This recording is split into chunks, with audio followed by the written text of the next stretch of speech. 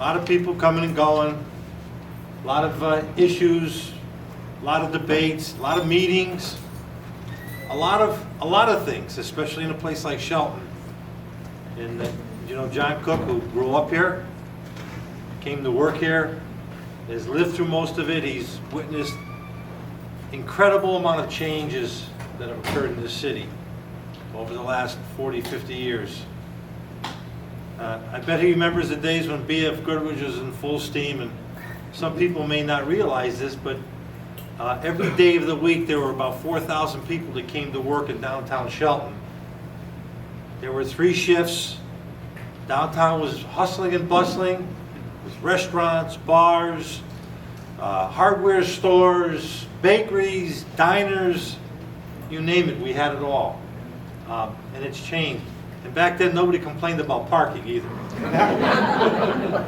Got that, Ginny? You know, I had to get that in. So I mean, it's a very different dynamic than what John and I grew up in, and it's a good one. It's a great one. We've kept pace with times.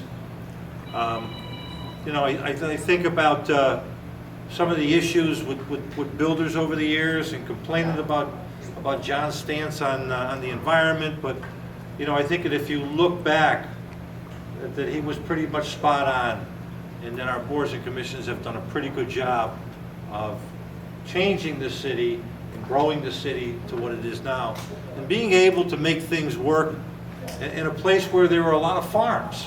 There was actually an awful lot of farms there, and I know you'll attest to that. You know, John and I were reminiscing a little bit about the Moss property. You know, the city bought the Moss property back in '96, and that was a property where both he and I and our friends and a lot of other Sheltonites would go in the summertime and do a lot of different things there. And I can't elaborate on that, so I won't.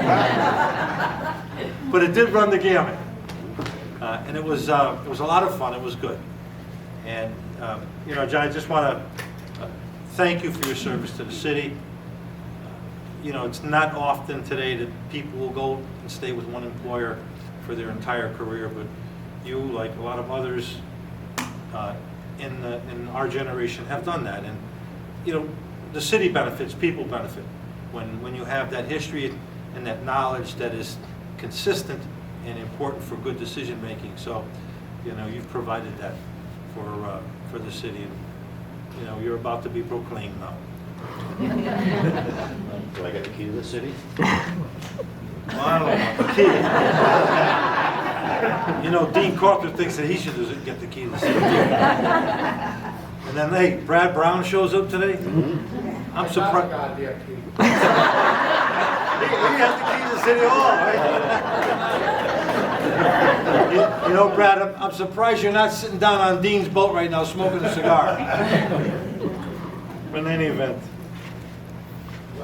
So we come here together today to recognize John Cook, hired by the city of Shelton on December 18, 1984, the first full-time wetlands coordinator enforcement officer, who is now moving on to greener pastures, icy lakes, and otherwise known as his retirement spot.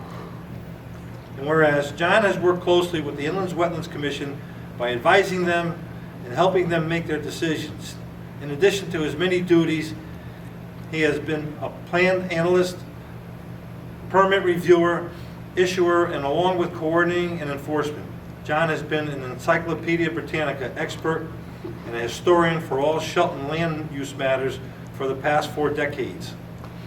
He continues to show patience and professionalism with every member of the public that comes through his department, and despite his woodsman exterior, he is a man of grace and passion for the environment and for his profession. And I will personally vouch for that. John will be known as the man to call when the coffee cakes need to be taken care of, purveyors of the leftover goodies from home, and the man of mysteries in the great north, a connoisseur of exquisite wasps and bird's nest, and our house fosters and arborist, and is one to add a little cowboy flair. Now, whereas John will now be able to enjoy more time with his lovely wife Gwen in their Vermont home, tending to his hobbies of fishing and lodging and spending more time with friends, nurturing an appropriate beer collection, and exploring natural beauties across the world.